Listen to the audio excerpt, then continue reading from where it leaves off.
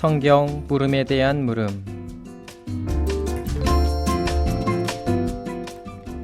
이 코너는 가톨릭 신자들이 신앙생활을 하며 느꼈던 성서적인 물음에 대해서 살펴보고 다시 한번 신자들에게 새로운 신앙적 물음을 던짐으로써 묵상해 보는 시간입니다.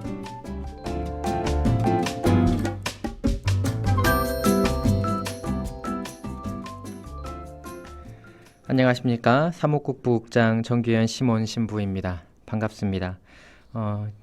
유달리 올해는 또 작년에도 금요일에 빨간 날이 없었는데 지난주가 금요일이 빨간 날이어서 어린이날이었죠. 그래서 한 주 쉬었습니다. 저도 좀 꿀같은 휴식을 취했습니다. 오늘과 다음 주에는 이 가정의 달을 맞아서 다시 말씀 봉사자님들과 함께 할 텐데요. 오늘 함께 해주신 말씀의 봉사자님들을 소개합니다. 어서 오십시오.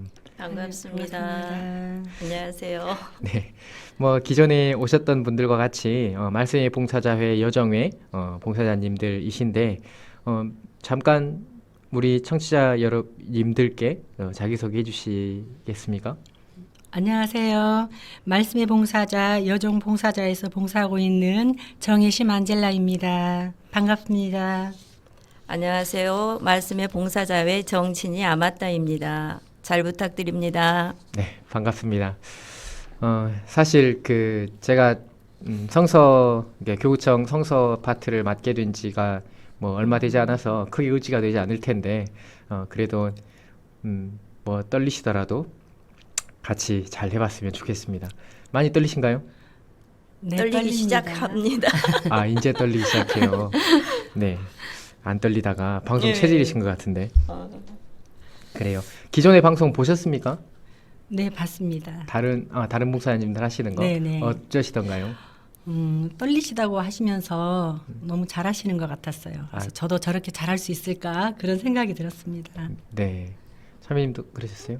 예, 저도 이제 새로운 경험을 하는 거라 떨릴 줄 알았더니 밖에서는 안 떨렸거든요. 근데 네. 들어오니까 시작하자마자 떨리기 시작하고 있습니다. 네. 그래서 잘할 수 있겠죠? 네, 잘할 수 있을 겁니다. 네. 저도 안 뜨실 줄 알았는데 뜨시네요. 네, 지금 교구는 지난주에 이번 주에 우리가 충계 사주 연수를 했어요. 주연님과 네. 신부님들이 정말 많이 모이셨습니다. 오실 수 없는 분들을 제외하고 군대에 있는 신부님들까지 다 오셔서 우리가 교구장님이 새로 이렇게 착좌하시고 착좌하신 교구장님과 함께 우리 교구가 어떤 미래를 보고 그리고 어떤 내일을 만들어 갈 건지에 대해서 굉장히 깊이 있는 나눔과 친교의 시간을 가졌습니다. 모두 다 희망을 가질 거라고 생각을 해요. 우리 들으시는 청취자 여러분들, 또 우리 광주교구 모든 신자 여러분들이 하느님을 찾아 나가는 데 있어서 그리고 하느님의 자비하심을 만나는 데 있어서 더욱더 좋은 시간들이 좋은 내일이 되었으면 좋겠다라는 바람을 가지면서 오늘의 물음에 대한 이야기를 하겠습니다. 오늘 이야기 주제는 지난주 방송 이후에 짧은 2개의 물음이 있었습니다. 그것에 대해서 이야기를 할 건데요. 구체적으로 물음을 보면 이 2가지였습니다. 부활 대축일만 끝나면 복음 말씀에 그렇게 오랫동안 같이 지냈던 제자들이 부활하신 예수님을 어찌 바로 못 알아본지 그것이 너무 궁금합니다. 라는 물음과 가톨릭 교회 교리서 85항을 보면 기록된 하느님의 말씀 성경, 전해지는 하느님의 말씀을 올바로 해석하는 직무는 이라는 말이 있는데 전해지는 하느님의 말씀의 내용에 관해서 알고 싶습니다. 라는 이 2가지의 물음이었습니다. 둘 다 성경적으로 굉장히 중요한 물음이기도 하고 그리고 우리가 잘 생각해 봐야 되는 물음이기도 해요. 그래서 일단 물음을 전해주신 2분께 정말 감사하다라는 말씀을 전해드리고요. 첫 번째 소개해드린 부활한 제자들이 예수님을 왜 바로 알아보지 못했나 라는 이 물음에 대해서 우리가 먼저 생각을 해보겠습니다. 사실은 마리아가 예수님을 요한복음에서 이야기하는 부활하신 예수님을 처음 만난 마리아 막달레나 마리아가 예수님을 왜 알아보지 못했나라는 물음을 제가 한번 답을 해드린 적이 있어요. 근데 왜 알아보지 못했나라는 것보다 그 설화에 대한 의미에 대해서 함께 생각해보는 답변으로 그때 당시에 그렇게 이야기를 했는데, 오늘은 그러면 왜 알아보지 못했나라는 이 물음에 대해서 조금 고민을 해볼 겁니다. 깊이 있게 저도 이 물음에 대해서 좀 생각을 하다가 대부분의 청취자 여러분들이나 성경을 접하는 많은 분들이 더 궁금한 것은 분명히 사실적인 사실관계에 대한 문제일 거예요. 진짜 예수님께서 부활하셨다라고 한다면 왜, 뭐 때문에 제자들이 못 알아봤나라는 것입니다. 그러면 이 가운데에서는 몇 가지 물음이 생겨나는 것이죠. 제자들이 못 알아봤다라고 하면 부활하신 예수님의 몸이 바뀐 것인가? 아니면 제자들이 못 알아봤다라고 쓰고 있는 것을 보면서 그러면 예수님이 진짜 부활하신 것이 아닌 게 아닌가라는 질문도 해볼 수가 있는 거죠. 계속해서 같이 살아왔었던 그런 제자들이 예수님을 못 알아본 이유에 대해서 사실적인 관계가 정말 궁금할 것이다 라는 생각을 전해봅니다. 그러면서도 또 다시 함께 생각해 봐야 되는 것은 부활하신 예수님을 알아보지 못했다라는 것을 통해서 성경이 말하고자 하는 것이 도대체 뭐냐라는 것이에요. 의미론적인 것이지요. 이것을 통해서 성경은 뭘 전달하고자 하는가라는 것에 대해서도 우리가 생각을 해봐야 되죠. 자, 그러면 우리 봉사자님들께 먼저 물어보겠습니다. 부활하신 예수님을 제자들이 왜 못 알아봤나라는 게 질문인데 그 질문에 대해서 어떻게 생각하십니까? 네. 제가 생각하기에는 그 죽음이 모든 것의 끝이라고 생각했던 것 같아요. 그래서 아마 부활하신 예수님을 알아보지 못했지 않았을까 네. 그렇게 생각합니다. 네. 네. 제자들이 못 네. 알아본 이유가 죽음이 다 끝이라고 생각했었던 제자들이었기에 네. 예수님을 만나 뵈도 뭐 똑같은 비슷한 그런 모습이어도 못 알아봤을 거다라는 네. 게 우리 선생님의 답변이고요. 네. 우리 선생님은요?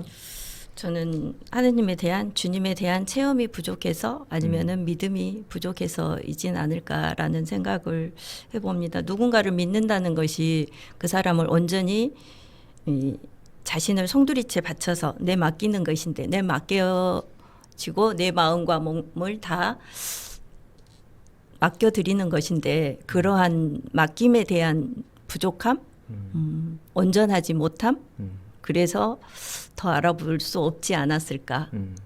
네. 약간은 그 신앙적인 면으로 풀이를 해 나가셨는데, 본인이 예수님에 대한 체험이 부족해서 하느님에 대한 체험이 부족해서 그 부족한 체험이 예수님을 못 알아보는 어두운 시야로 밝혀졌다. 그 시야를 가리우는 그런 역할을 했다라는 것이죠. 그러니까 제자들이 온전히 예수님을 깨닫지 못하고 있었기에 예수님을 알아보지 못했었다라고 대답을 하는 것입니다. 네, 두 분 다 충분히 공감되고 의미 있는 말씀을 해주셨어요. 자, 그러면 제가 잠깐 이것에 대해서 이야기를 좀 해드리자면, 일단 사실적인 관계 안에서 어떤 모습이었을까라는 것은 우리가 명확히 알지를 못합니다. 우리는 성경이 보도하는 것만을 알고 있어요. 사실 예전에 제가 미사 때 어릴 때 막 강론을 들었었던 것 가운데에서 어떤 신부님이, 지금도 누군지 기억이 나지, 지금 은퇴한 신부님인데 강론을 하시는데, 부활한 예수님한테는 몇 가지 특징이 있다라고 이야기를 하시면서 첫 번째 특징을 뭐라고 하셨냐면, 그대로 생김새가 그대로 부활하지 않는다는 것이다. 다 못 알아봤기 때문에, 그 누구도 못 알아봤기 때문에 그렇게 이야기를 하고 계시더라고요. 그렇게 이야기를 하셨어요. 조금 이상했습니다. 계속해서 함께 해오셨다면, 물음을 해주신 물음처럼 계속 살아왔다면 어떤 모습을 하고 있었든 알아보는 게 정상인데, 우리가 그렇잖아요. 부모가 자식하고 같이 살아가는데 자식이 어디 멀리 떨어져 있다가 다시 온다고 해서 못 알아보는 게 아니잖아요. 한 3년, 4년이 지나도 내 자식은 내 자식이죠. 그렇죠. 내 형제는 내 형제고. 네. 근데 그렇게 못 알아봤다라는 게 정말 의아스러울 수밖에 없었어요. 근데 신부님 말씀이니까 그런갑다라고 생각하고 그냥 넘겼었던 그런 마음들이 좀 생각이 나는데, 근데 사실관계 안에서는 우리가 알지를 못한다는 거예요. 그러니까 이렇게 생각을 해볼 수가 있어요. 뭐 여러 가지 면을 생각을 해볼 수가 있겠죠. 신부님께서 제가 들었었던 강론에서 들었었던 기억하고 있는 것처럼 생김새가 다르다. 이것에 대해서 보자면 뭐 어느 나이 때로 부활할 것이냐. 그 예수님의 어린 나이 때는 못 봤을 거 아니냐. 나중에 나이 때는 못 봤을 거 아니냐. 그러니까 몸의 부활, 그러니까 몸으로서 부활을 했다라고 했을 때 어느 나이 때로 부활할 거냐라는 질문도 생기고요. 그리고 예수님과 사두가이파의 논쟁처럼 뭐 누구의 부인이냐라는 부활에 대한 논쟁처럼 그렇게 물어봤을 때 뭐 장가가는 일도 없고 시집가는 일도 없고, 그러니까 아예 형상과 형체가 우리가 생각하는 것과 다르다라고 해석을 할 수도 있겠죠. 그러니까 어떤 방식으로 예수님의 몸의 부활이 이루어졌는가는 우리가 확신할 수 없다는 거예요. 그러니까 우리가 몸의 부활을 믿고 있는 교의적인 신학을 가지고 있죠. 몸으로서 부활을 한다. 우리가 살아가고 있는 몸으로서 부활을 한다라고 그런 신학을 가지고 있지만 그 몸의 부활이 생김새가 어떤 형태일 거다라고 확정하지는 못해요. 그런 것들을 우리가 생각을 해봐야만 하고, 그러면 부활하신 예수님을 제자들이 못 알아봤다라는 그 사실관계에 있어서는 우리가 어떻게 해결을 할 수가 없다는 겁니다. 단지 우리는 교회의 교의적인 가르침과 성서의 해석의 관계 안에서, 바오로 사도의 성서 해석의 관계 안에서 몸의 부활을 믿고 있는 것이고, 예수님께서 당신의 몸으로 부활하셨다라는 것을 믿고 있는 것입니다. 그러면 우리는 여기에서 사실관계로서의 해석이 불가능하다라는 것을 인정을 해야 돼요. 근데 성경은 예수님께서 부활하셨고, 그리고 예수님의 부활이 제자들이 알아보지 못했음을 보도하고 있다는 거죠. 그러면 우리가 여기에서 생각해 봐야 되는 것은 의미론적인 해석이에요. 어떤 의미냐면 성경이 왜 부활하신 예수님을 제자들이 못 알아본 것으로 보도하고 있는지에 대한 것을 우리가 생각을 해봐야 된다는 거예요. 저는 이것을 어떻게 생각을 하냐면 처절함이라고 생각을 해요. 곧 예수님의 부활을 만나기 위해서, 부활하신 예수님에 대한 신앙을 갖기 위해서 사람들이 가져야만 하는 덕목은 처절하게 예수님을 찾고자 하는 마음이다라는 생각을 좀 전해보고 싶어요. 그러니까 예수님의 부활과 제자들이 예수님을 바라보았을 때 예수님을 만났을 때의 간격이 굉장히 길다는 거죠. 그 굉장히 긴 이 간격은 사실 성경을 바라보는 관점 안에서 이 간격을 설명하고자 하는 성경 저자의 이야기는 부활하신 예수님을 깨닫는 그 과정을 말하고 싶었던 것이고, 부활하신 예수님을 알아보는 과정이라는 것은 처절함을 가지고 우리가 예수님을 만나려고 노력했을 때 비로소 우리가 부활하신 예수님을 알아볼 수 있다라는 것을 생각할 수 있게 해준다는 것이죠. 결국 예수님을 늦게 깨닫는다라는 것은 우리 삶에 예수님을 발견하는 과정이 있다라는 것을 말한다라고 전해 봅니다. 결국에 중요한 것은 부활하신 그리스도를 만난다라는 것은 지극한 믿음이 요구되는 것이고요. 죽음이 모든 것이 끝이라고 생각했었던 그들이 예수님을 알아보았다라는 것은 완전한 믿음을 갖게 되었다라는 것을 말한다라는 것도 함께 전해보고 싶습니다. 정리를 해드리자면 아주 간단해요. 사실관계는 명확하게 알지 못한다. 단지 우리는 성경의 보도를 통해서 어떤 방식으로 예수님의 부활이 드러났는가, 어떤 방식으로 예수님의 부활이 발견되었는가라는 것만을 알 수 있을 뿐이다. 그렇다면 성경이 이렇게 이야기하고 있는 까닭이 무엇인가라는 것에서 대해서 우리가 생각을 해봐야만 하고, 예수님을 알아보는 과정에 대해서 말하고자 하는 것이 성경의 의도이다라는 것을 우리가 생각해봐야 된다라는 겁니다. 그런데 그 예수님을 알아보는 과정이라는 것을 저는 처절하게 예수님을 발견하고자 하는, 예수님을 찾아내고자 하는 신앙인들의 노력들, 그런 마음가짐들로 해석을 하고 있는 것이죠. 이 과정에 대해서 좀 머릿속에 잘 정리를 해보시면 좋겠다라는 말씀을 청취자 여러분들께 전해드립니다. 그러면 두 번째 물음을 살펴보겠습니다. 뭐 다른 하실 말씀 있나요? 첫 번째 물음에 대해서? 아니요. 없으십니까? 두 분 다 없으세요? 하고 싶은 말 있으시면 편안하게 하셔도 됩니다. 제가 찰떡같이 또 알아듣고 정리를 해드리겠습니다. 그러면 일단 두 번째 물음, 하고 싶은 말 있으시면 손을 탁 드시면 알겠습니다. 네. 두 번째 물음 살펴보겠습니다. 기록된 하느님의 말씀이나 전해지는 하느님의 말씀을 올바로 해석하는 직무는 예수 그리스도의 이름으로 권한을 행사하는 교회의 살아있는 교도권에만 맡겨져 있다. 곧 로마 주교인 베드로의 후계자와 일치하는 주교들에게 맡겨져 있는 것이다. 이게 방금 전에 처음 그 두 번째 물음이라고 있었던 분이 올려주신 가톨릭 교회 교리서 85항의 내용입니다. 곧 이것은 기록된 하느님의 말씀과 전해지는 하느님의 말씀, 성경과 성전이죠. 이 성경과 성전을 해석하는 직무가 교도권에 맡겨져 있다라는 것, 이것을 설명하고자 하는 그러한 내용인데, 이 가운데에서 전해지는 하느님의 말씀이 도대체 무엇이냐라는 거예요. 기록된 하느님의 말씀이라는 게 성경이라는 것을 명확하게 알겠는데, 전해지는 하느님의 말씀이라는 것은 무엇이냐라는 것을 묻는 것입니다. 제가 방금 성전이라고 이야기를 했는데요. 간단하게 정리를 하더라도 이건 성전입니다. 그러니까 이게 이 그 가톨릭 교회에서 문항을, 교회 교리서 문항을 읽어보면 계시 현장을 굉장히 많이 인용하고 있어요.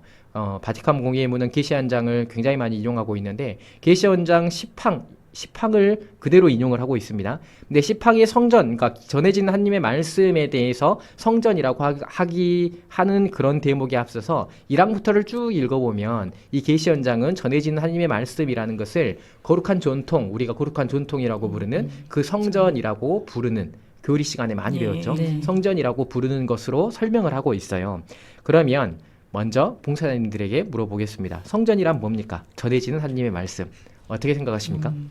그 거룩한 전통의 뜻으로 쓰이는 성전은 일반적으로 기록된 성경의 말씀과 또 형식적으로 구별되는 것으로서 기록되지 않는 형태를 교회의 초창기부터 전해 내려오는 가르침과 그다음에 실천적 관행을 가리키는 게 성전이 아닌가 싶습니다. 네, 감사합니다. 맞습니다. 저는 성전은 성령께서 사도들에게 위탁하셔서 전해 내려오는 하느님의 말씀이라고 생각하는데요. 하느님께서 보여주신 진리의 말씀이 우리들의 삶 안에서 올바르게 전달되도록 또 말씀을 함께 바라보고 나누고 배우고 그런 시간들을 통해서 희미하고 조금은 약했던 우리들의 신앙이 점점 더 명확해지도록 또 확실해지도록 성장시켜주는 것이 성전이지 않을까 싶습니다. 네, 두 분 다 말씀을 너무 잘해 주셨습니다. 우리가 교리 때 흔하게 배우는 것처럼 그렇죠. 성전은 거룩한 전통이고 사도들의 그 교회에서 하느님을 해석하는 사도들의 해석이다라는 사도들의 전통, 이런 것들도 역시 다 포함하고 있습니다. 성전이라는 것은 굉장히 중요해요. 사실 성경과 성전을 저는 이렇게 생각을 합니다. 성경과 성전을 구분하는 게 그렇게 의미가 있을까라는 생각을 해요. 성경이 바로 성전이고 또한 성전이 바로 성경입니다. 그러니까 이것은 다른 맥락 같지만, 그리고 실체적으로 다른 것처럼 보이지만 전체적인 의미 안에서 같다는 것이에요.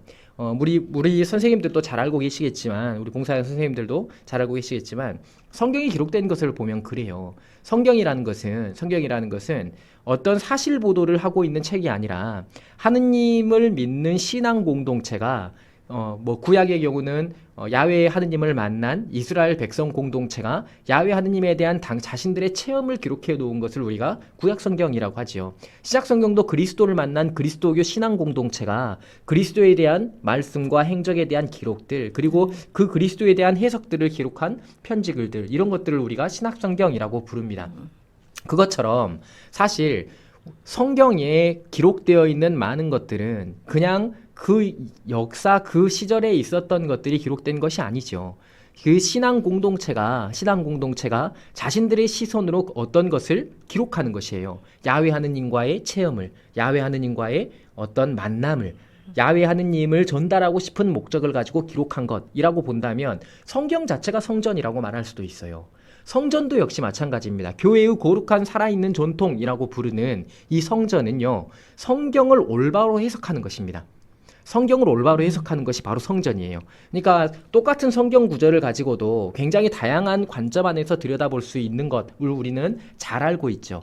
그 올바른 성경의 해석을 성전이라고 부른다는 것이지요. 물론 성경에 나와 있지 않은 것들을 우리는 교회 전통으로 갖고 있기도 해요. 그렇지만 그것들도 역시 기본적으로 하느님을 만난 이스라엘 백성들, 그리고 그리스도를 만난 초대교회의 신앙 공동체, 그 관점 안에서의 생겨난 전통들이 우리는 성전이라는 이름으로, 교회라는 이름으로 보유하고 있는 것이지요. 교회의 성전이라는 이름으로요.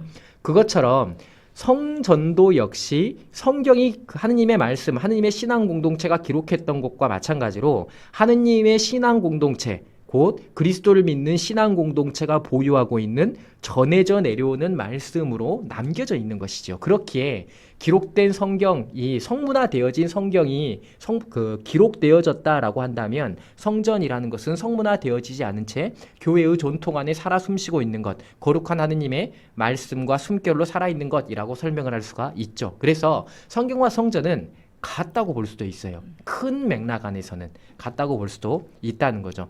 이렇게 생각을 해보셔야만 하고 전해지는 하나님의 말씀이라는 것은 계시 연장을 토대로 해석을 했을 때 성전을 말한다. 교회의 전통, 살아있는 교회의 전통을 말한다라는 것을 좀 기억하시면 좋겠고, 이것을 성경과 굳이 구분을 실체적으로 보여지는 실체 안에서는 구분이 되지만 큰 맥락 안에서 구분할 필요는 없겠다라는 말씀도 역시 함께 해드립니다. 그러면 근데 물음 안에는 전해지는 하느님의 말씀은 무엇입니까? 라는 물음이었는데 사실 이 가톨릭 교회에서 교회 교리서 85항은 전해지는 하느님의 말씀과 기록된 하느님의 말씀을 해석하는 직무, 곧 그 예수 그리스도의 이름으로 권한을 행사하는 교회의 살아있는 교도권에 맡겨져 있다라고 말하고 있어요. 로마 주교인 베드로와 베드로의 후계자와 일치를 이루는 주교들에게 맡겨져 있는 것이다 라고 말하는 게 이 85항의 주된 핵심의 내용입니다. 곧 이 성경과 성전을 해석하는 직무가 교도권에 맡겨져 있는 것이다 라고 말하고 있는 거죠. 성경을 해석하는 직무, 성경을 해석한다, 이렇게 생각을 했을 때 성경을 해석한다라는 것에 대해서 우리 봉사자님들이 어떻게 생각하시는지가 제가 좀 궁금했어요. 그래서 선생님들은 성경을 해석한다라는 것에 대해서 어떻게 생각하세요? 어떻게 하는 것이 성경을 해석하는 것이고, 그리고 성경은 어떻게 해석해야 된다라고 생각하십니까? 우리 선생님들이 성경을 해석하시잖아요. 가르칠 때. 저는 그걸 신앙의 마음으로 바라보면서 삶 안에서 살아내는 것이라고 말씀드리고 싶은데, 제가 봉사를 이번에 독림동으로 나가게 됐었거든요. 그래서 파견지에서 첫 수업 시간에 미사를 드리는데 말씀을 선포하시는 말씀 독서자께서 굉장한 힘을 가지고 말씀 선포를 하시는 거예요. 그러면서 그 선포 안에서 제가 저분은 어떻게 신앙생활을 하셨길래 저렇게 힘있게 말씀을 잘 전달해 주시나 하고 감동을 받았었거든요. 네. 근데 나중에 알고 보니까 그분께서 20년 전에 네. 처음 자기가 바오로 사도처럼 나가서 활동을 하면서 누군가한테 말씀을 전달할 수는 없지만은 자기가 할 수 있는 일을 하나 선택을 했다 하고 생각을 하고 성경 필사를 하셨대요. 근데 성경 필사를 지금 7번째 하셨대요. 네. 그래서 그 필사하시면서 성경을 바라봤던 그 네. 마음이 말씀을 선포하면서 고스란히 저한테 전달되었던 그런 체험을 했었거든요. 그래서 그렇게 신앙의 마음으로 바라보면서 내 삶 안에서 말씀을 바라보는 거, 그것이 본인만의 성경 해석 방법이 될 수 있지 않았을까라는 생각을 해보면서 그분만의 신앙이 저한테 전달됐는데, 수업할 때마다 제가 그분을 다시 보게 됐거든요. 네. 근데 그런 것이 믿고 받아들이고 내 삶 안에서 실천해 나가는 방법이 성경을 올바로 해석하는 방법이 아닐 수도 있지만은 신앙을 고스란히 다 받아들이면서 살아가신다는 거, 주님과 함께 살아가신다는 거, 그것을 느낄 수 있는 귀한 시간이 됐었습니다. 그런 경험을 하면서 성경을 해석하는 방법이라고 하면은 내 삶 안에서 나한테 맞게 다가오는 주님의 말씀을 제대로 받아들여서 실천하는 것이라고 생각합니다. 네, 감사합니다. 저는 교회 교리에 어긋나지 않는 범위 내에서 그 가르침을 해석해야 된다고 생각을 합니다. 네. 그리고 그렇게 하다 보면 그 삶 안에 그 말씀이 녹아나 있기 때문에 그걸 삶으로 살아낼 수 있지 않을까 그런 생각을 합니다. 우리가 성경을 잘못 해석하다 보면 여러 가지 오류에 빠질 수도 있고 나름대로 해석하기 때문에 여러 가지 문제들이 많이 발생을 하지만 그 성경을 바르게 알고 이게 정말 중요하고 또 그것을 내가 어떻게 정말 살아내느냐 또 하느님 사람들 안에서 그 하느님의 제자답게 살아가는 것 그런 것들이 성경을 올바로 해석하는 중요한 그 방법이 된다고 생각합니다. 네. 감사합니다. 두 분 다 좋은 말씀을 해주셨어요. 성경을 7번, 저희 어머니도 7번 쓰셨습니다. 저희 어머니도 대단하신 분들이 많으시더라고요. 네. 본당 안에. 네. 저 서품 받을 때 7개월 만에 그 봉헌하신다고 딱 쓰시더니 그 후로 7번을 쓰셨습니다.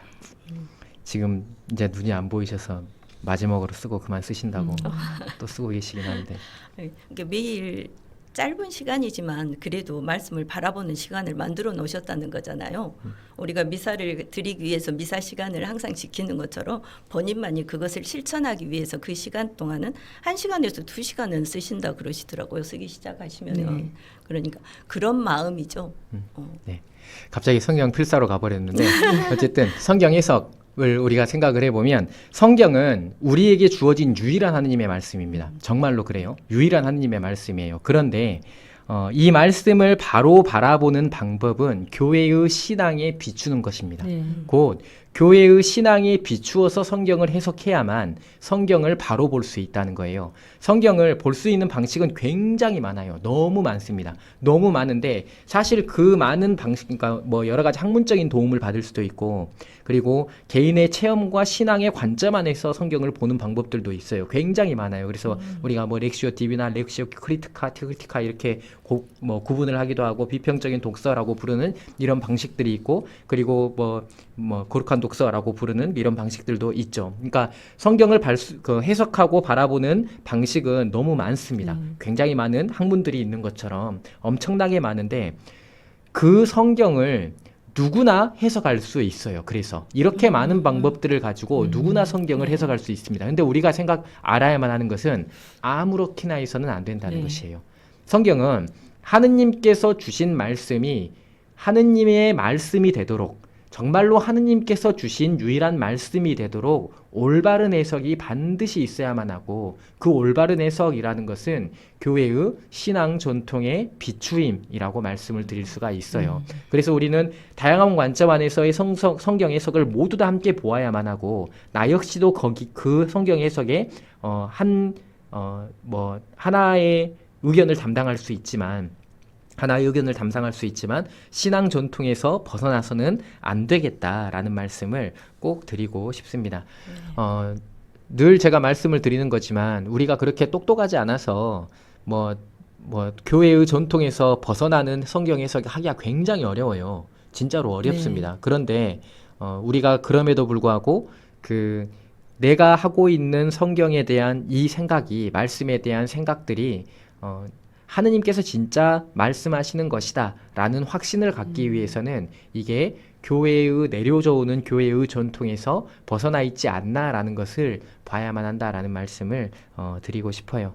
결국에 오늘의 이야기를 통해서 우리 청취자 여러분들에게 제가 생각해 봤으면 좋겠다라고 드리는 말씀은 결국에 말씀에 대한 해석은 그리고 우리가 어떤 궁금증을 갖게 되는 성경의 이상한 논리들은 생각하는 지점을 마련해주고 있다라는 말씀을 드리고 싶어요. 첫 번째 말씀드렸었던 부활한 예수님을 제자들이 발견하지 못했었던 처음에 알아보지 못했었던 이유가 우리가 그 알아보지 못하는 이유를 청취자 여러분들이 궁금해했었던 것처럼 왜 알아보지 못했을까라는 질문을 통해 예수님을 알아가는 과정에 대해서 성경이 말하고자 하는 것이었구나라는 것을 깨달을 수 있는 생각의 결론들처럼 우리가 생각할 수 있는 길들을 이런 의문들이 만들어낸다라는 말씀을 드리고 싶어요. 해석도 역시 마찬가지이죠. 성경의 해석이라는 것은 결국에 우리들이 성경의 전체적인 맥락과 과정에 대한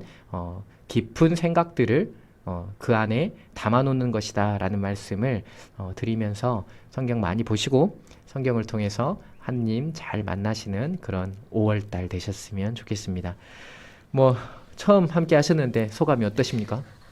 정신이 하나도 없습니다. 무슨 네. 말을 했는지도 모르겠고요. 준비했던 말 하나도 생각이 안 났습니다. 네, 어떠셨어요?